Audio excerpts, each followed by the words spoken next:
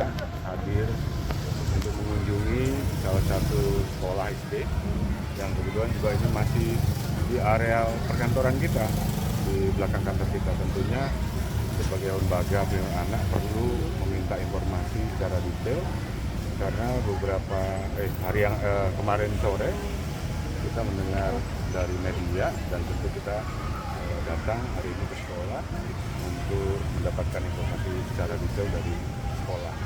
Dan sebelumnya juga kita juga sudah mendatangi rumah sakit tempat di mana ada 5 anak yang keracunan sempat masuk IGD tapi lalu dipulangkan karena kondisinya sudah boleh dipulangkan. Totalnya itu 20 yang masuk IGD 5 ya? Totalnya menurut keterangan pihak sekolah sampai dengan malam hari ada 22 karena sampai dengan sore itu korbannya 20 orang, kemudian mungkin bisa terjadi baru malam terasa akhirnya nambah korbannya itu jadi 20, totalnya jadi 22 orang. Dari pihak sekolah apa Pak keterangan yang bisa didapatkan Pak atau yang dibagikan?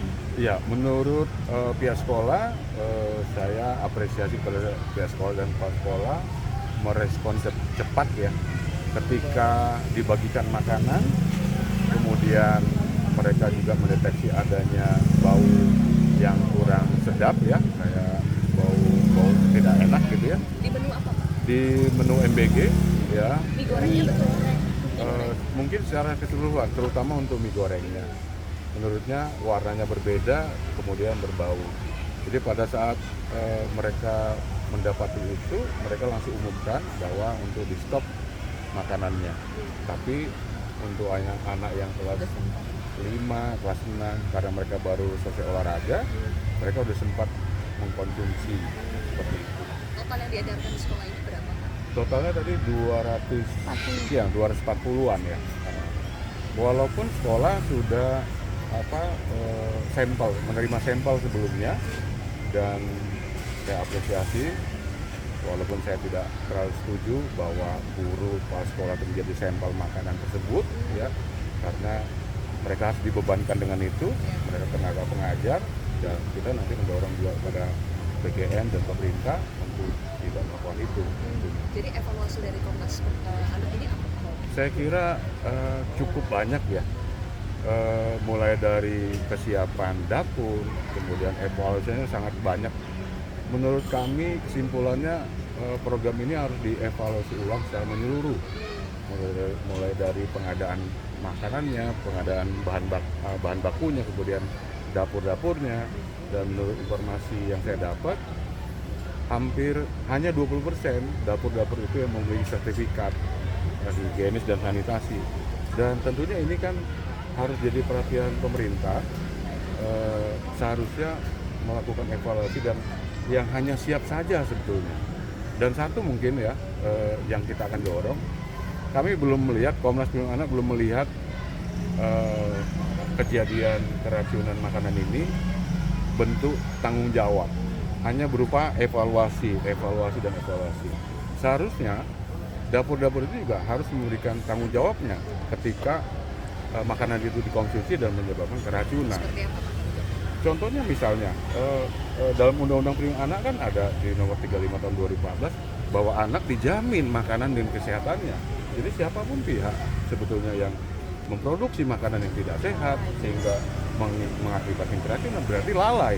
Dan itu dapur-dapur itu kan bisnis gitu. Tentunya ini harus kita minta juga perhatiannya. Jadi tidak hanya sekedar evaluasi, tapi kepada pihak-pihak yang secara kepentingan, secara hukum itu misalnya perlu diminta pertanggungjawaban, kita minta pertanggungjawaban.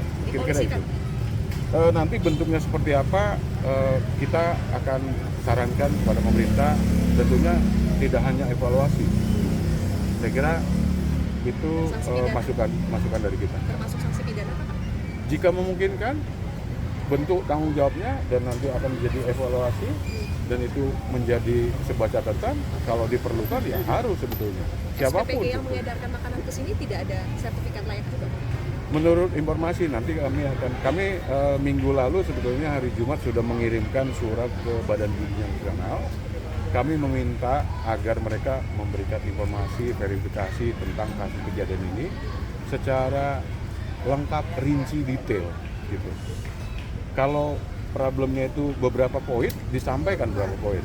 Yang kita temuin kan misalnya ada produksi dapurnya itu kemudian terlalu pagi sehingga makanan tiba di sekolah terlalu lama sehingga mengakibatkan makanan itu jadi beracun gitu ya. Nah itu yang kita minta nanti kita dukung sebetulnya program pemerintah ini yang mana peduli dengan anak-anak ya. Pak, ada laporan nggak sih kalau anak sementara di sekolah ini keberatan atau trauma untuk mencicipi program MBG selanjutnya, Pak? Menurut keterangan pihak sekolah belum sampai ke tahap itu, tapi bahwa ya ini kan sekolah negeri ya mungkin bisa dimengerti ya. Sampai dengan informasi seperti tadi belum ada sikap sekolah untuk menolak isu sekolah ini. Tapi dihentikan dulu untuk sementara. Untuk dihentikan MBG. dulu ya. Oke, jadi anak-anak bawa bekal dari rumah saja.